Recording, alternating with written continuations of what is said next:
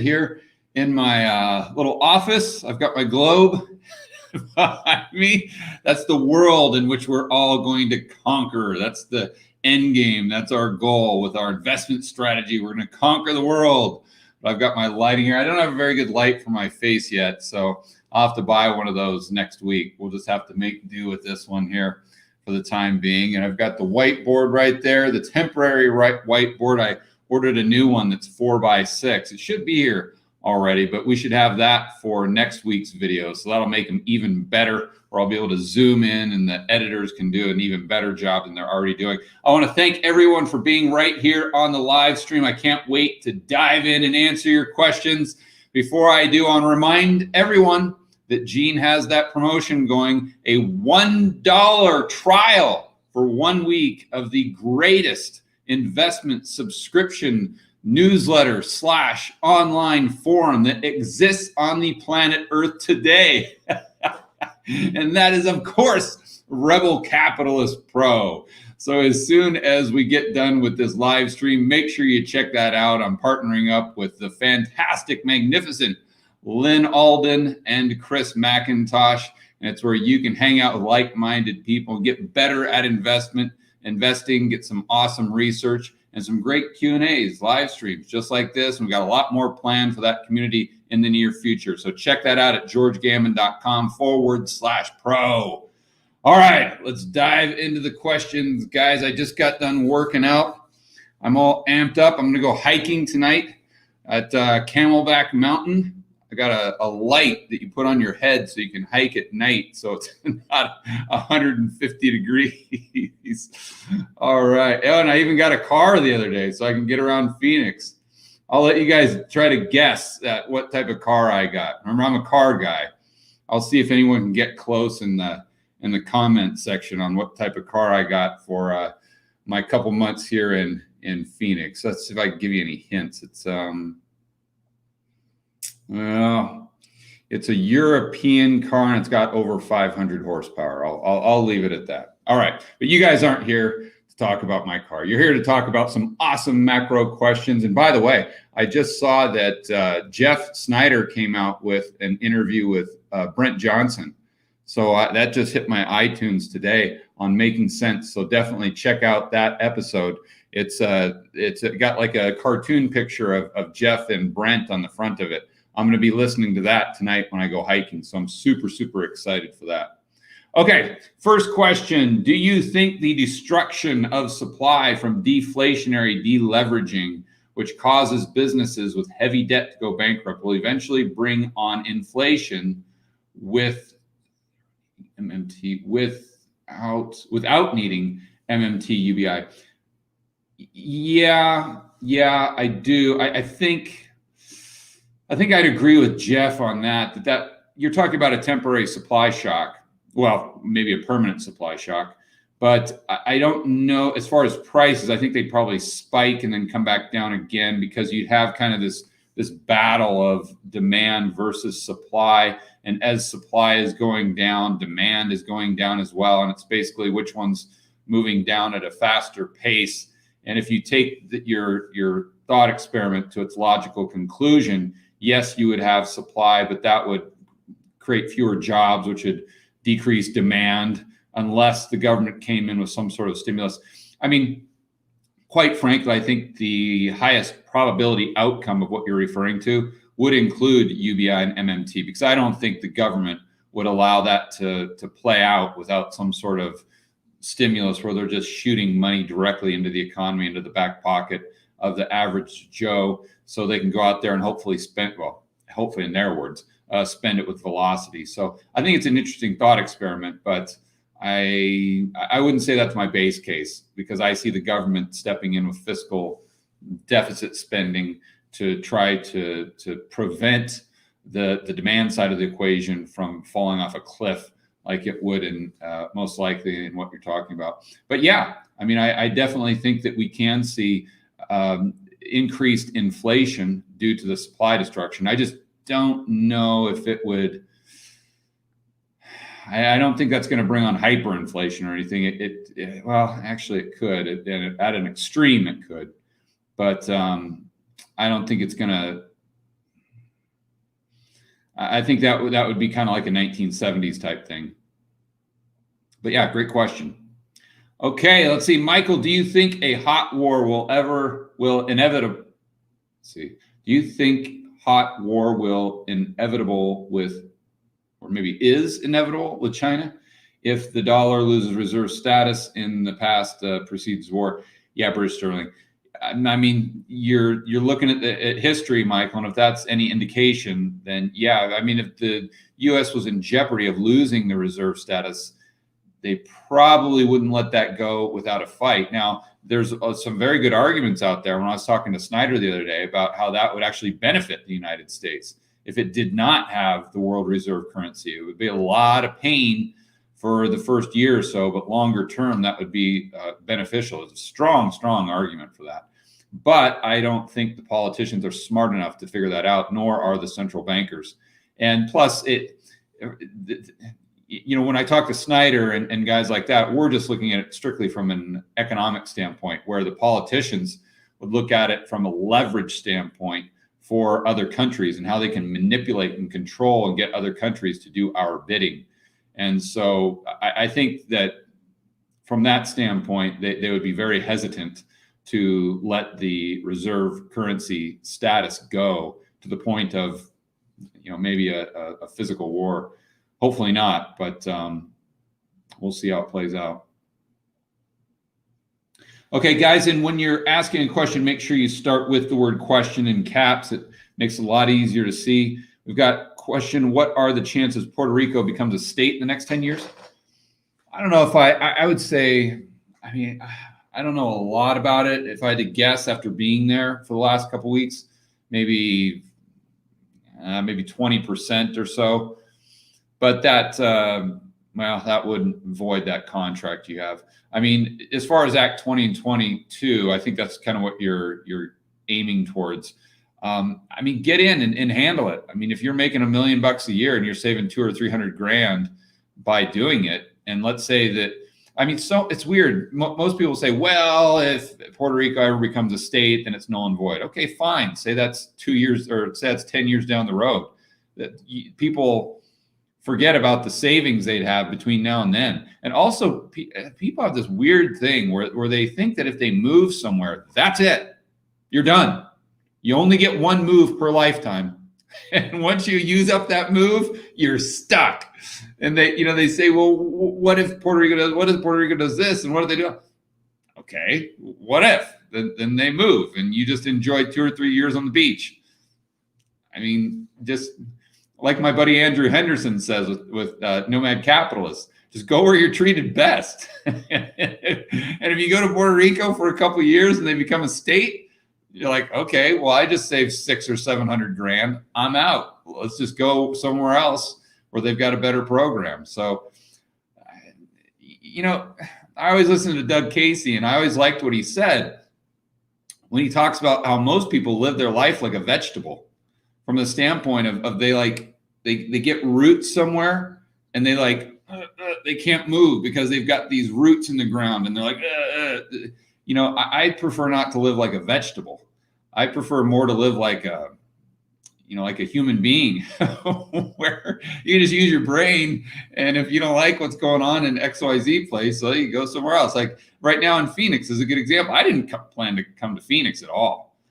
Something came up with a family member here in Phoenix, and they needed my help for whether it's a couple months or whatever.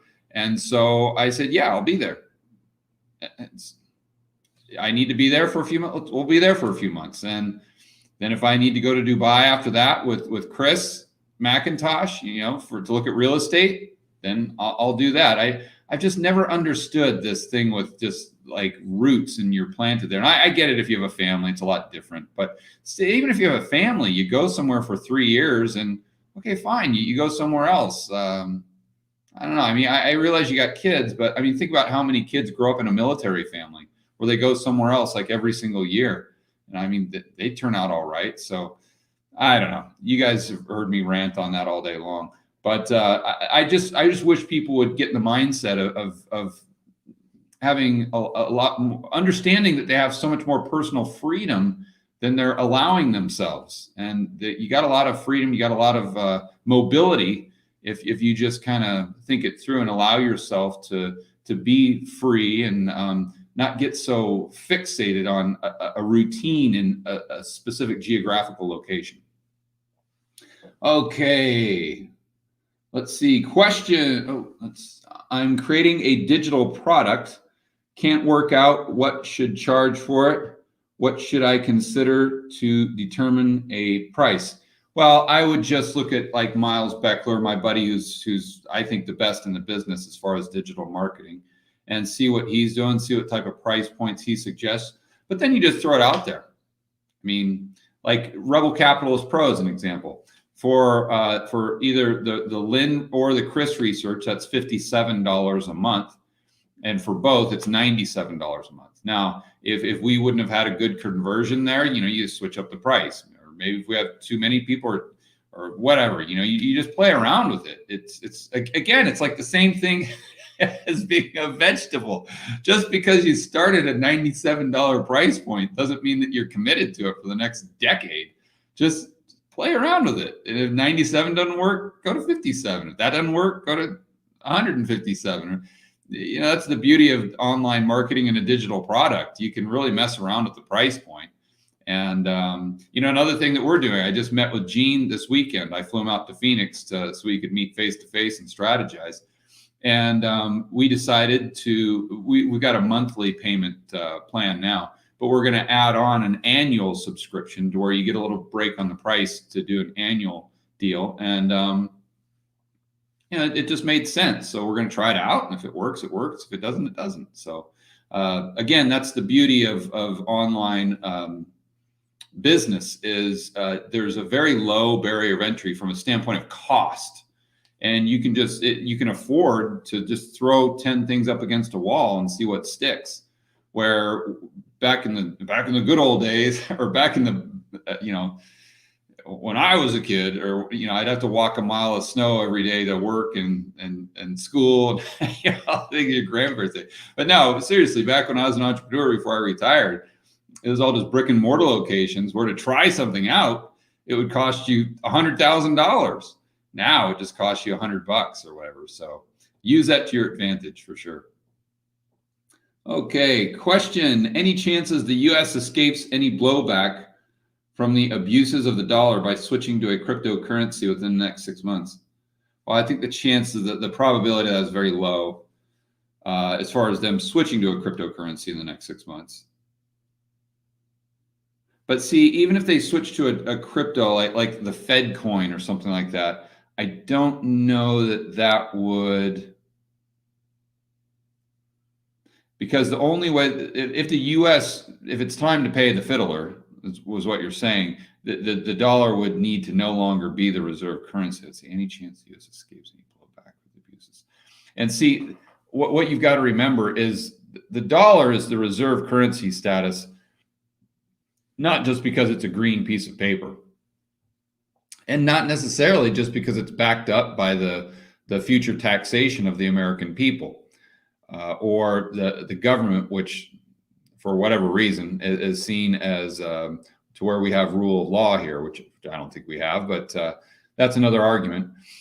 But it's not really about this. Just the dollar is the world reserve currency just because it's green, or it's really because there's an infrastructure that has been built, a global infrastructure for payments and wiring and processing of funds and the euro dollar system. It's all built on the dollar. So it's not really the dollar that's the linchpin there. It's the ecosystem or the infrastructure. And that's going to be very difficult to change. And even if you had like a Fed coin or something, that infrastructure would probably remain pretty close to the same. The big difference there is that we would all have accounts with the Federal Reserve, just like a primary dealer bank, where they'd be able to monitor every single one of our transactions. And they would be able to deposit bank reserves directly into our accounts that we could use as legal tender. To use Dr. Lacey Hunt's terms, and then they could try to manipulate and control the inflation of consumer prices by inserting and injecting money directly into the economy and then controlling the velocity at which the money's spent. So I don't know that that's like time to pay the fiddler as far as the US. I think that would come once there was a global system that was able to not only replace the dollar, but more so the infrastructure around the global use of the dollar as the reserve currency and just to do business. It's the dollar and English. It's the same thing. You know, English is kind of the language of business wherever you go around the world, and the dollar is the same thing. Tough to change that overnight. Okay, question. How do you do your whiteboard presentations? Do you practice, use notes, multiple takes? How long do they take to make? They're excellent. Well, thank you very much. I appreciate the kind words. How do I make them? Well, let's see if I can show you.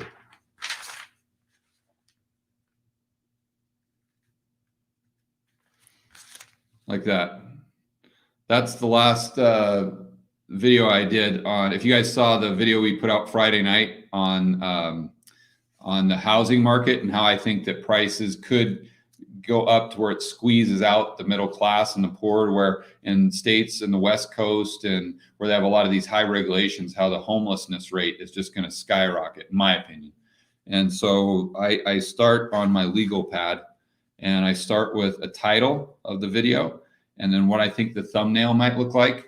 And then I build the 3 steps around that and how I kind of think of a theme and what I want to talk about. And then I think about how I could best communicate my point. And then I think, okay, well, that's the message I want to communicate. Then how can I do that in 3 steps? And how can I walk people through like a beginning, middle, and an end? And you know, what's the conclusion of this video? What's the conclusion of my thought? And that's kind of what I like to finish with step number 3 with. And then I just write it out on my legal pad. And then I like to jot down some notes here. And then I like to figure out how it's going to look up there. And then I put these asterisk things where I want to put in charts. And so I go through this legal pad, and then I pull up the charts on Google on my computer, and then just get it all in my head. And then, and that's it. And then I just draw it up on the whiteboard right there. I don't know if I can turn that. So there's the whiteboard right there that I was using. That's just my notes from Gene. That's, I erased Friday's video. And then I've got some lights in here. And then this, I don't know if you can, this thing right here, well, that black thing, that's the tripod. And then my camera's right here. And then I've got this lav mic. So I plug that in, and then that connects right to the camera as far as the audio. And by the way, this is just a cheap camera I bought in Colombia. And I use this not only for the YouTube channel from the beginning, but I also use this to shoot the TV show that we did in Medellin. So don't think you got to spend a lot of money on gear. You don't have to spend a lot at all. And then I'll sit there and I'll press record on the camera right there. And then I'll go up at the video, and I'll just look in the camera, and I'll sometimes I do 4, 5, 6 takes. I just keep saying it until I think I got it right. And then I'll look in the camera, and then I'll do a step, and then it gets onto this this little SD card, I think this is called. And then I plug that into the computer. And then once I get done with the first step, then I send it to my editors in Colombia, same people that I used to start the channel, same people I used on my TV show that I had in Medellin before I did the YouTube channel. And then I just send them each step, they edit it. And then throughout the day, they continue to send the edits back to me through WhatsApp. And then I approve each step. Or sometimes I'll say, no, change this, change this. So I'm like the director as well. And so I sit there and say, no, make this font bigger, make this thing move over here, use this chart instead of that chart. And then when I email them the step as far as the raw footage, then I email them the charts And then any video that we use, I tell them the clip that I want to use, and then any pictures, and then that's how we do it. And we go back and forth a couple times with a rough, and then a second draft, then a final draft. And then once we get a final draft, then they upload it. And generally that's about 8 o'clock Eastern time. And then 9 o'clock Eastern time, it goes live. And I sit there and just kind of write out a quick description. Usually I just kind of copy and paste. And that's it. That's the video. It's a whole day process, believe it or not, just to do like a 15-minute video. I know it looks easy and everything, but a lot of people sit there and say, "Oh, George, it's not that," or they think that if there's a 15-minute video, that it just takes me 15 minutes to do. Like I just stand up in front of a camera, knock it out 15 minutes, and then somehow it just goes from my camera to YouTube, and that's it. And they don't understand that it's like a 12-hour process to do like a 10 or 15-minute video. And that doesn't include the research. Now, as far as the research, I don't want to go off on too much of a tangent here, but it depends on the video. Like that home housing market video, I only did maybe an hour of research because I have most of that in my head. But if I do a video on like bank reserves, like the one I did in St. Bart's, where I was talking about if bank reserves are used as legal tender to actually buy treasuries at auction, and how that might affect inflation, deflation, or liquidity in the system. That video, that took probably 2 weeks of just research to think through.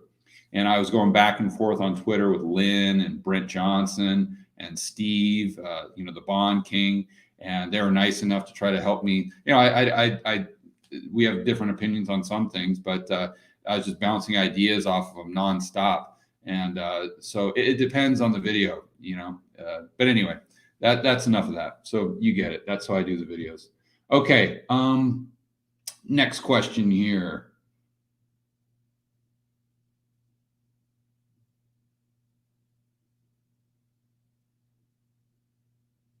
Will Dodd-Frank prevent the next housing? No. Listen, any type of regulation that comes down from, especially Dodd-Frank, let's be honest. I mean, who were the main two politicians that created the housing bubble in the first place? I'm not going to say, obviously, it wasn't all their fault, but the main two politicians that should shoulder the majority of blame from a political standpoint for the housing bubble in the first place were the two guys that have their name on this bill. Chris Dodd and Barney Frank. those guys were pumping up the housing bubble the whole entire time. I mean, they're on. You can see videos of them on YouTube talking about how there's no housing bubble, that we need to make lending more and lending standards easier and looser. They're talking about that the whole time, going all the way up into 2007. I mean, they're as bad as Krugman. And then sure enough, we give these guys the job, if you want to call it that, the task of making sure the housing collapse, or the housing bubble, which they created, and for the most part, to make sure it doesn't happen again. I mean, talk about the arsonist being the firefighter. My goodness gracious. But no, the bottom line is these politicians, they can't, the only thing that they can do with these laws and bills is just create unintended consequences that they can't foresee, because they're trying to manipulate a very complex system with billions of transactions on a daily basis. It's very much like trying to control an environment, like the Amazon forest or something like that. You're not going to be able to control a rainforest because there's too many moving parts. It just won't work. You try to do one thing, and that creates a chain reaction and a butterfly effect, where you make 10 other things 100 times worse just by creating, just trying to fix this one problem and put a Band-Aid over. The economy is the exact same way. So no, that's not going to prevent anything. And if anything, I would say that would create more problems. So it might create the next housing collapse, but it won't prevent it. That's for sure. Now, that might be the intention, but like Ron Paul says, or Peter Schiffer, I forgot who said it. And by the way, I think all of you heard that Ron Paul had a minor stroke. I think he's doing fine. So, if you're the type of person that says prayers. You make sure you keep Ron for sure, Dr. Paul, in your prayers. But I think he's going to be doing great. But they always said forget the intention of a specific law. Usually, the end result is the opposite of the actual intention. And I from all the things I've seen, I completely agree with that.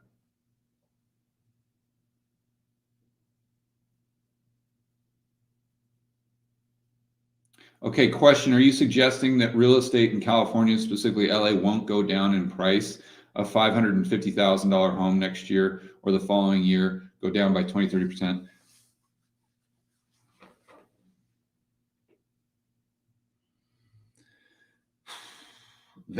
That's a tough thing to unpack, Jonathan, because you've got a lot of moving parts. So number one, if we could somehow determine that the population won't decrease, and I don't think we could determine that because I think the population most likely will. But if somehow the population would not decrease, and if we knew that the government was going to come in with these constant rounds of additional stimulus, I don't see how the prices don't go up, because you just don't have any supply at that price point. Let me be very clear, at that price point. Now, once you get into the $3, $4, $2 million homes where the builders actually can make a profit, so there would be supply coming online, then that's a completely different ballgame. But if you're just talking about the $550,000 home, I don't know how that goes down by 20 or 30% in nominal terms, or excuse me, in nominal terms. Now, in real terms, it could go down by 20%. You see, because I think inflation could outpace the price appreciation of the actual house, as far as the house just in if you're just looking at the appraisal value on Zillow or something like that. So if inflation is going up at 20% and your house goes up at 10%, your house still went down by 10% in real terms, adjusted for inflation, right? That's what most people forget. I mean, just go back and look at a chart of housing going back to like 1990 and do a chart and then adjust it for inflation, the exact same chart, and you'll see what I'm talking about. So that's very important. So, I mean,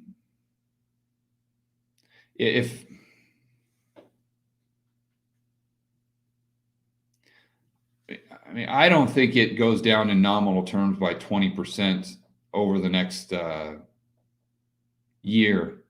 And because interest rates, the Fed's going to peg the yield curve. I mean, they're not going to let rates go up. And if the Fed's buying, and so you got to understand why the mortgage rates are so low. I mean, it's not just because interest rates are low, because a lot of times not a lot of times, there's always a delta there on a risk premium. So the banks that issue the loans are going to attach a risk premium to the interest rate. So if they can borrow, or the overnight borrowing, the Fed funds, let's say, is at zero, well, you're not going to get a mortgage for zero, because there has to be a risk premium there. And generally, the risk premium is determined by the marketplace. Well, if the Fed is buying all the mortgages, then the risk premium is going to be a hell of a lot lower than it would be if those banks are just keeping them on their books, or even if they're selling them to Fannie and Freddie. So you're going to see that risk premium compress, because the Fed can buy they can, or they have shown that they are more than happy to buy all the debt to make sure that asset prices continue to rise. Asset prices meaning equities and, of course, housing. So it's a tough thing, man. Now, let's ask another question. Does that mean that I would buy a house in LA? 100% no way, no chance. I wouldn't do that with someone else's money. I mean, there's zero chance. Why? Because it's not cheap. It's wildly expensive. I mean, it's crazy expensive. So just because I think I can sit here and brainstorm and come up with a logical argument for prices going up, that doesn't mean that I want to buy. You see, and that's the moral of the story. That's the punchline. That's the takeaway for everyone. is don't buy something just because you think the price is going up, or or don't. That should have nothing to do with it. That should be your end point. Your starting point should be just asking yourself if it's cheap or if it's expensive. And if you think the price is going to go up, but it's not cheap, don't buy it. Don't buy it. And you sit there and say, well, George, I might miss out on this gain or that gain. Fine. You miss out on the gain. So what? So what? There's going to be a lot of gains that you miss out on. The key here is not making sure that you capture every gain that you can that's possible. The key is make sure that over the long run, 10 years from now, 20 years from now, you're playing a game of probabilities. And if you play the game of probabilities well, that although you may get some winners, you'll have some losers, over the long run, you'll come out ahead. But if you sit there and try to chase things that you just think are going up in price because you have FOMO, or you can sit there on a whiteboard and you can draw out why prices might go up, that's a fool's game. And in my opinion, you might make money over the short term. Yeah, your buddies might go in there in the market and buy LA and they might make 10% or 15%, 20% over the next year. But let's see where they are in 10 years. Let's see where they are in 20 years. The probabilities are not on their side. So I just want to make bets where the probabilities are in my favor, because I know that I may lose in the short term. I may lose out on gains or whatever it is, but I don't care, because in the long run, I know that I've got that wind at my back and I'm going to come out ahead. And I think that's the crux of your question, because you're trying to figure out oh my gosh, if you think that prices are going to go up, maybe I should buy in LA, or maybe that's an excuse to buy in LA, or no, not at all. Okay, next question. Your last video predicts that house prices will keep going up due to increase in building costs. Are you suggesting then that there will be no correction? Okay, so that's pretty much, I just answered that question. You guys kind of had the same question there. But again, and also you've got to look at the two different markets that I talked about in that video. I'm talking about homes under, like, call it 1,700 square feet. In that video, I think I said 2,000 just to make it easy, but maybe 1,700 feet. If you've got, they're not going to make any more homes under 1,700 feet. Ain't going to happen. They can't. Now they might be able to make an apartment or a condo or something like that. But as far as a single family home that's under 1,700 feet, they're not going to be able to do it. There's no money, there's no profit unless they want to build it at a loss. And especially in areas like California, you may have a couple areas like Georgia or Indiana or Missouri, Arkansas, a couple places like that, where they might be able to build something around 1,700 feet and get away with it. I mean, the lot would literally be the footprint of the building. You would have no backyard at all. But they might be able to squeeze it out. But in the states like California, Oregon, Washington, New Jersey, New York, Hawaii, the ones that we talked about in that video, there's no way.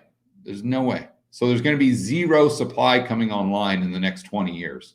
So now, does that mean that housing prices are definitely going to go up? No, because you could have the population decrease.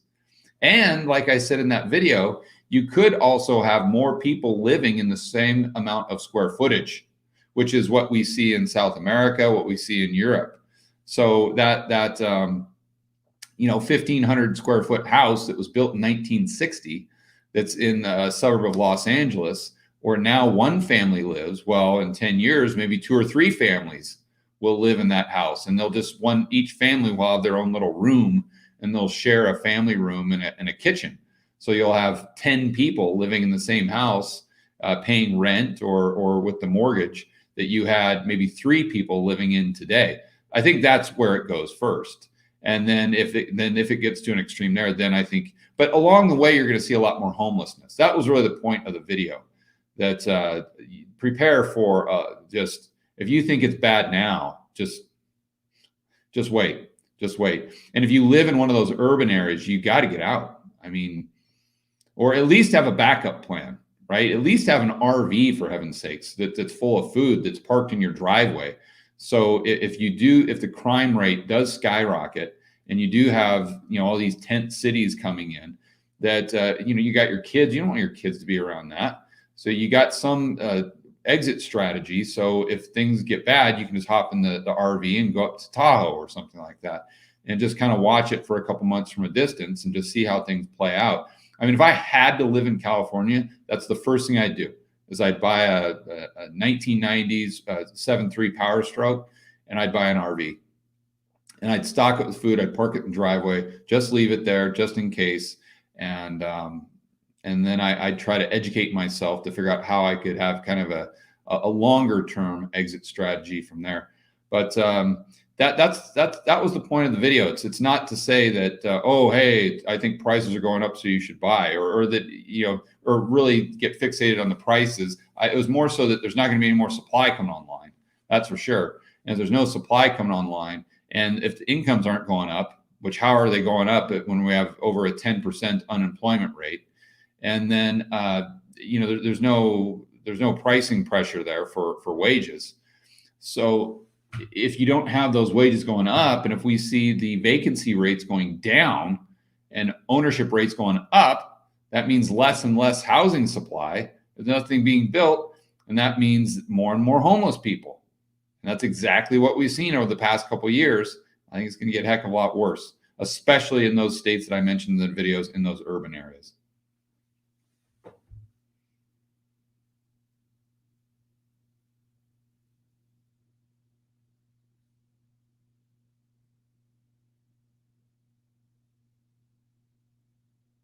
Okay, question. Is it a bad idea to invest in gold mines now that China confiscated Kiyosaki's gold mines? I didn't hear about that. I'm supposed to do a couple things with Robert, I think next month. And I reached out to his people the other day to interview him. So I didn't hear about that. I'll have to ask him. Can other countries start? I mean, other countries, yeah, they could do that theoretically. I don't know exactly what happened there, but you want to be cognizant. If you're buying a gold mining company, you want to be cognizant of the country where the asset is domiciled, and make sure that they're as business friendly as possible.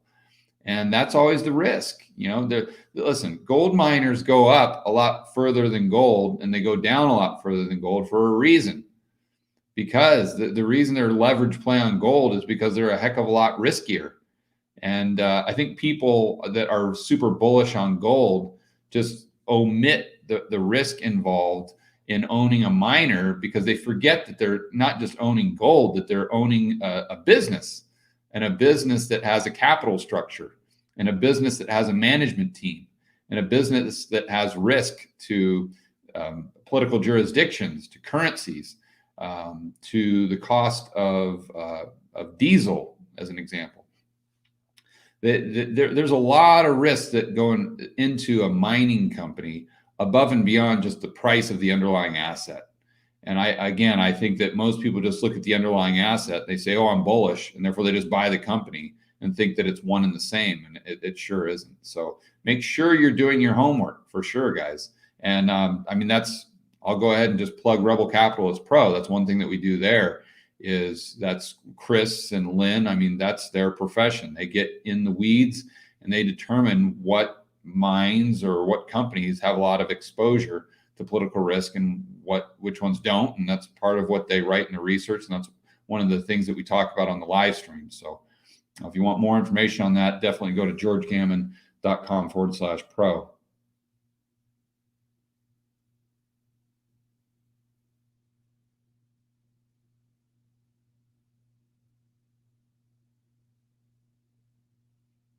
So Chap is asking, do you think it's a good time to invest in rental property in Sacramento right now?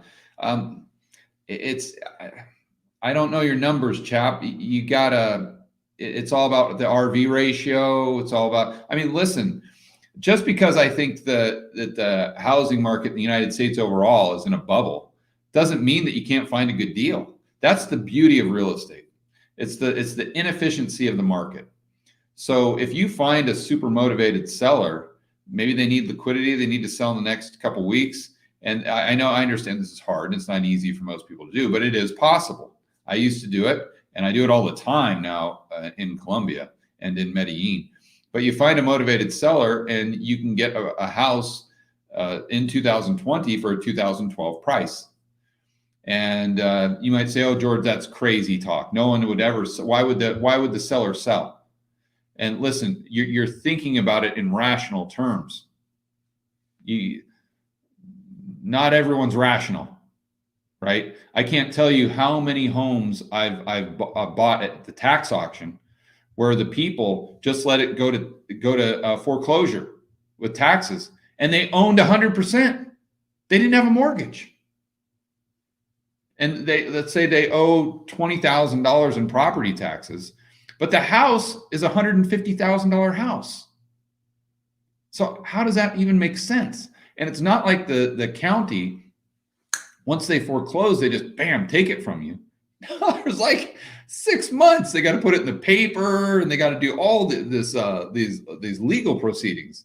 So you've got a huge timeline, or you've got a big runway where you could make a decision and you could sell the house. So think about that. You've got a $150,000 house, and there's a $20,000 tax lien on it, and you just let it go.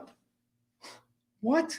Like, why on earth wouldn't you sell it? I mean, even if it was a last minute decision, if $150,000 house, put it on Craigslist, for heaven's sakes.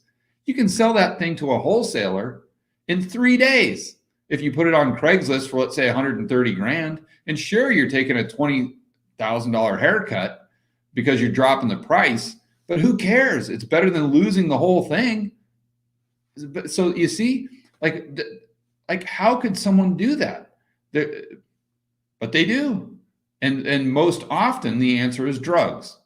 And most of those houses that I purchased at the tax foreclosure auction that fell into that category. Now, a lot of them had loans on it, so the people just gave it back to the bank. They didn't care. It was a short sale, something like that. Well, not with, I did short sales, but not with the tax foreclosures. So a lot of them, they just owed so much money and like, screw it, I'm just not going to pay it. I'm going to give it to the county. But some of them fell into that bucket where the homeowner owned 100% of the house. And almost every time it was because they're on drugs. So their mind is, who knows what they're thinking, So my point is, although we as rational people, we'd say, well, that could never happen. There's no way I could get a house in 2020 for a 2012 price. It can. It can happen. Now it's unlikely, but it's possible, right? So you got to remember that. So I always want to preface that when I talk about real estate. When people ask me, hey, should I buy a rental property in XYZ town? Well, it depends at what price. What's the RV ratio? I'm assuming you can get a 30-year fixed rate debt or a 30-year fixed rate mortgage. So you've got to be cognizant of that. So just because the U.S. housing market is in a bubble, which I think it is, it doesn't necessarily mean that you shouldn't buy. It all depends on the deal, right? And then you got to look at how low your debt is and what your positive cash flow is, and that's a whole other calculation. So I'm sorry, hopefully that gave you some insight as to how I think through that stuff, chap. But I just can't really give you a yes or no question without knowing the numbers. I mean, I don't. It would have to be one hell of a deal for me to even consider anything in California. And I don't know that I would. Even if I was able to get that good of a deal, I'd probably flip it. If I was able to get something at a 2012 price right now in California, I'd flip it and pocket the money and then take the equity and move somewhere else where I felt as though there was more tailwind. And that might be out of the country. As far as taking the equity to another real estate market, maybe in the country, maybe outside of the country. Okay, how much do they charge you for your long-term rentals, management, property, many? Just 10%. It's pretty standard. Okay, Mark. Oh, Mark, thank you for the super sticker, buddy. Eric, good to see you, man. Eric Bass is here. I'm sure he's going to be on the live stream with Rebel Capitalist Pro here in about an hour and 15 minutes. Can't wait to see you there, buddy. I'm sure Arthur will be there as well.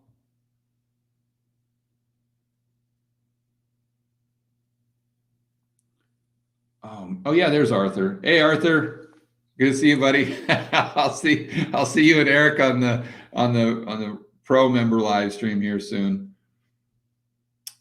Let's see. Oh shoot, my question. Why do some economists say that gold performs well in either inflationary or deflationary environments? Won't gold value fall during deflation? Yeah, but that it might fall less than other assets. So you've got to say compared to what, right? So let's say that you're comparing gold to stocks because you want to hold gold as a store of value, and you want to potentially just kind of weather out the storm if you see a bear market coming in stocks. So let's say your gold goes down by 10%, but the stock market goes down by 50%. Yeah, your gold went down. So what? It gained a massive amount of purchasing power relative to what you wanted to buy, which was stocks, right? So just because it goes down doesn't mean that that's a bad thing. If it's going down, obviously it's not optimal, but as long as it's going down less. And I think that's what most of those economists or most of the financial pros that are saying that's probably what they're referring to. But I think you could probably find times throughout history where even in a deflationary cycle, and let's just call it a deleveraging, right? I like to use Chris Cole's term, where we're talking about a deleveraging. Now, is that deleveraging going to be an inflationary deleveraging or a deflationary deleveraging? You're talking about a deflationary deleveraging. I think that there has been times in the past where the price of gold, and even in nominal terms or in real terms, might have gone up. I don't know. But I think the more likely scenario is that it just goes down a lot less than everything else that you would want to buy.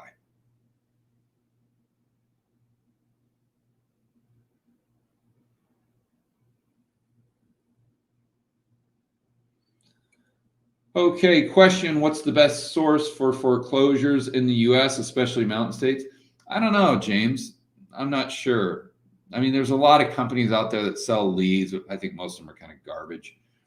Honestly, I think the best thing you can do with that is just drive for dollars. Just drive around your neighborhood or drive around where you want to buy and try to find houses where the front yard, they're not taken care of. It doesn't look like someone's lived there, and just kind of do the homework with the info that you can get at the county or the local government, and try to maybe cold call them and figure out what's going on. If you're trying to really find a deal in today's market, that's kind of what you got to do. I know, you see those bandit signs. A lot of people think, oh, that's crazy and that's stupid. And a lot of times they're illegal. That's why they call them bandit signs. But man, they work. They really work. So what those bandit signs are is when you're driving around and you see like a corner at an intersection, it'll be like some little, looks like a super cheap sign that just like handwriting that says, I'll buy your house for cash or something. And you're like, who would ever call that? I'll tell you who would call that. The guy that's on drugs that I just talked about, that's got a $150,000 house because he's so whacked out on drugs, he thinks he needs to sell it because he owes the IRS or he owes the county 20 grand. And he's like, oh, and he's freaking out because he's on some sort of drug trip, and who knows what type of paranoia he is. He's like, oh, I got to sell, right? And those are the types of people that call those crappy looking signs. They work. So, I mean, what I would do is I wouldn't pay for a course or anything unless I was really unless I knew the dude that was doing it. But I would try to go online and just watch YouTube videos on wholesaling. That's what they call it, wholesaling. And that's where you go and get a property under contract, and then you've got a buyer's list, right? And then you flip the property. You're finding a super motivated seller. You're locking up the deal, and you're flipping the deal to an investor like me that would come in and buy it and remodel and keep it in a rental portfolio, or go ahead and sell it. So what you need to learn is how to wholesale properties. Not that you'd want to do that as a profession or a side hustle, although it might be a good one. It's just really to learn how to find those motivated sellers, which is what we've talked about throughout this live stream. Okay.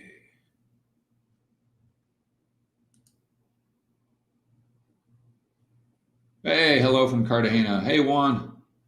I can't wait to get back to Colombia. I'm excited.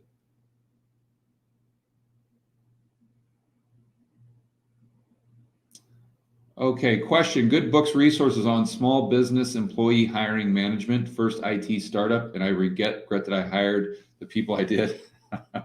Yeah, don't want to step on the same rake. Yeah, it's just, I don't know. I never read any books on that stuff. I just learned through doing. And you just got to make some mistakes, I think. And the best piece of advice I'd give you is don't hire anyone you can't fire. So don't hire friends, don't hire family members, don't hire anyone that you can't fire immediately. And then I would say probably take a longer time to hire someone and then fire someone faster. Most people do it the opposite. Most people hire people right away, and then it takes them a long time to fire them. And then that person just, it doesn't do any, you feel bad, so you don't want to fire them. Listen, you're doing a disservice to both parties, because you're taking your time and energy out to train the person, and you're wasting their time, because although you might be paying them, they're not, this gig isn't a good fit for them. So the faster you can fire them, when you know that that's inevitable, the better it is for both parties.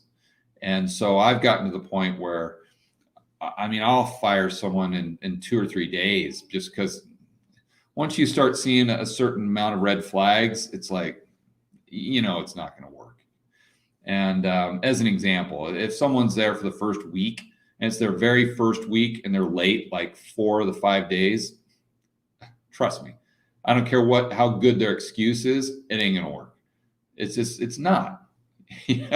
Or if I hire someone, as an example, and like if I hired someone as an assistant, let's say, and let's say after the second day, we're on a phone call or whatever, and I'm trying to tell them to do something, and they're like trying to tell me how to run a YouTube channel, or they're like, I don't know why you're using those thumbnails with the big heads. I don't know. I don't like that. I don't think you should use those thumbnails with the big heads like that. I think you're turning off viewers. Yeah, okay, you're out. This is not going to work out for you.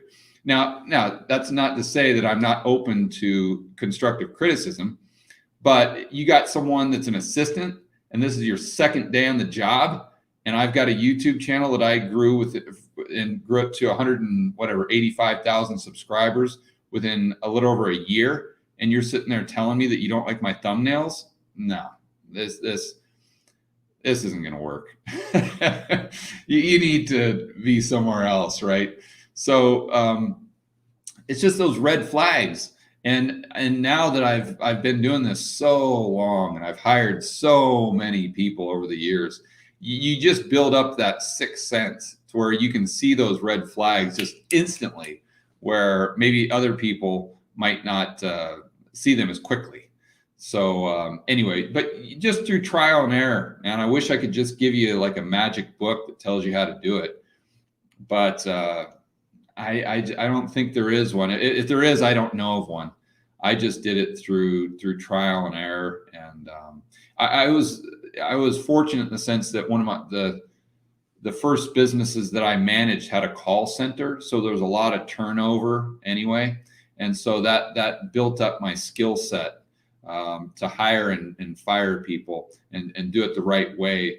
So long term, it could be as productive as possible.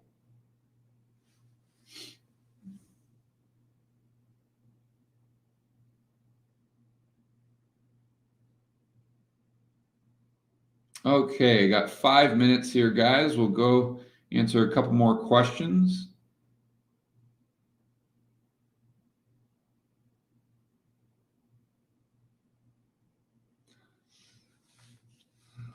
Let's see. Question. I'm thinking about starting a trucking company and running a truck I buy. All right. Yeah. I mean, I was talking to Chris the other day, and I think if you guys want a business idea that I think would be awesome, security. I think security is going to be a huge business in the United States over the next 10 years or so. So private security. So we get these riots, we get these quote unquote protests, whatever you want to call them, and you live in a specific neighborhood and you live at the end of the cul-de-sac. No, you hire a security team, or let's say everyone on your cul-de-sac hires a security team, and you've just got a security guard out there just at the front. Just you got kids playing out there, and you don't want to deal with it. And if social unrest gets worse and worse and worse, which I think it will, especially in the states that we talked about earlier, and you have to stay in that state because of your job or whatever, what are you going to do? You're going to hire a private security guard. So I think that's a fantastic business, and I also think that private data is going to be a great business, meaning to keep your personal data secured away from Google and away from governments. And if we go to a Fed coin and your bank account is now with the Federal Reserve and they can see every single transaction, obviously none of us want that, but it does present a great opportunity for a business to come in and create some sort of system. I don't know what it would be, but some sort of way to keep your personal data private from the government or from the Federal Reserve, or make it like encrypted or something like that, so the Fed can't see exactly what you're doing. I mean, and who knows where it'll go, but it's, as far as Big Brother in the United States, it's only going to get worse. And so I think that's a great opportunity for a business, an entrepreneur, to come in and try to do their best to solve the problem. So as far as personal data and keeping it private, and personal security, private security, I think those are going to be great businesses in the U.S.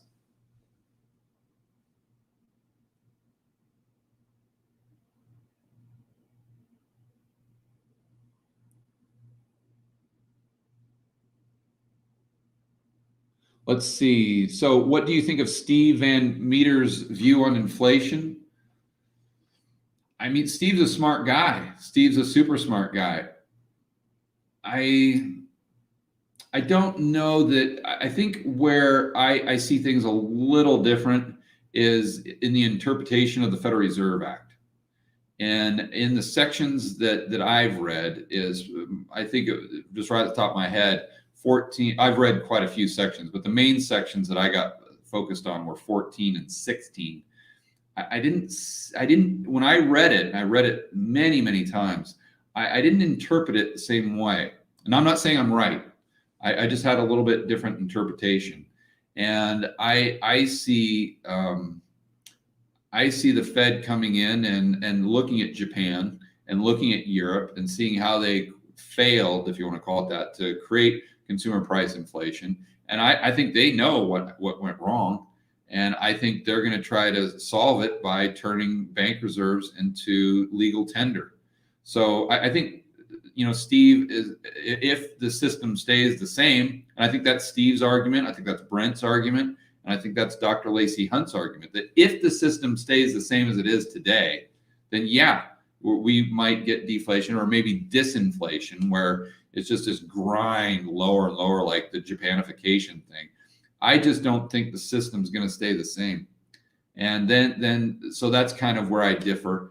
And then the way the Federal Reserve Act is written, I kind of have a little bit different read on it. But listen, Steve's a great guy. Steve's a lot smarter than I am. And I really enjoy talking to him, and I really enjoy listening and seeing his content on YouTube and Twitter.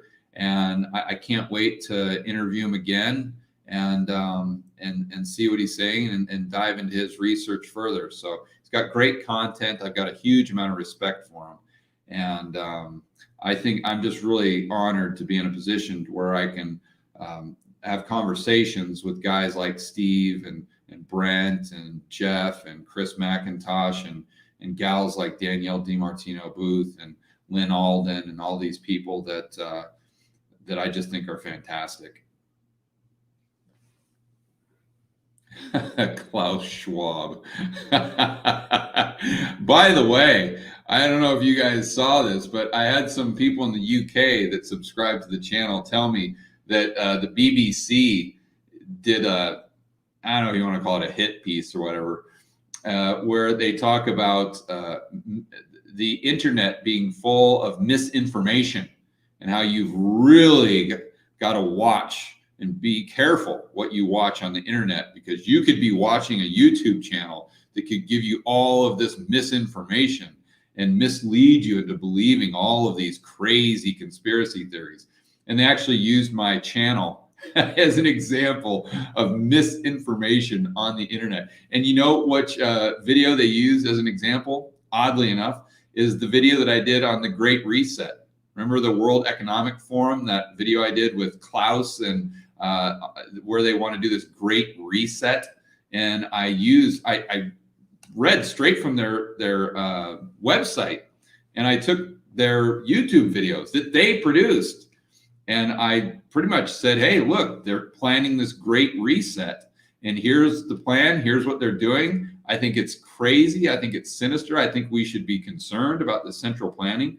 But the BBC used that as what you should look out for, and that I'm pushing all of this misinformation, and that I don't know what I'm talking about, and you should, beware of these channels like George Gammon. And I just think that the irony is that every single thing in that video was straight from the World Economic Forum's own website. And it's just so outrageous that the BBC probably thought that I was making it up without going to the World Economic Forum's website and checking it out for themselves. But anyway, they threw me under the bus, and it's just, typical media stuff that they just don't know what the heck they're talking about. And it's ironic, isn't it, that the people they say are throwing out all the fake news and the misinformation, when they themselves are the ones that are misinforming all of their viewers. But I was going to do a response video to that when it comes out on YouTube. I don't think it's out on YouTube yet. So when it comes out, I'll do like a response video so you guys can check it out. And I'll just slam him like he deserved to be slammed. We'll get the BBC. That's right. All right, guys. So I think that's going to do it. Yeah, we're just over an hour here. So thanks a lot for staying on to the end. I want to remind everyone to check out Rebel Capitalist Pro at georgegammon.com/pro. That is the online forum I have with a lot of quality information backed up by data, charts, and my good friends Lynn Alden and Chris McIntosh. So check that out at georgegammon.com/pro. And I want to give out some shout outs to everyone that stayed on till the end. We've got Math Guy, Mary Chang, Arthur Martinez. We'll see you in about an hour, Arthur. We've got Abe Porter, David, Total Recall, N.G. Hermit, Dickie Dunn, Sue C., Klaus Schwab. There he is, Klaus. Damn you, Klaus. You got me in trouble with the BBC. Klaus, you need to call the BBC. And actually, they're probably doing your bidding for you. That's probably what's happening. The BBC is probably just an extension of the World Economic Forum. How's that for a conspiracy theory, BBC? There you go. Bill, thanks for hanging out. Eric, Christina Montejo, Hunter, Total Recall, Mary Chang, Edward, Simon, Isaac, Hosey, Dan, Charlie, Andrew, Jim. I get them all? Mentatus? Is that? Hopefully I'm saying that right. John, Vinny, Lama Lakayama, Brendan, Andrew, Ryan, Angelo, Abe, Bond, James Bond, and Robert. All right, guys, have a good one, and I will see you on the next video.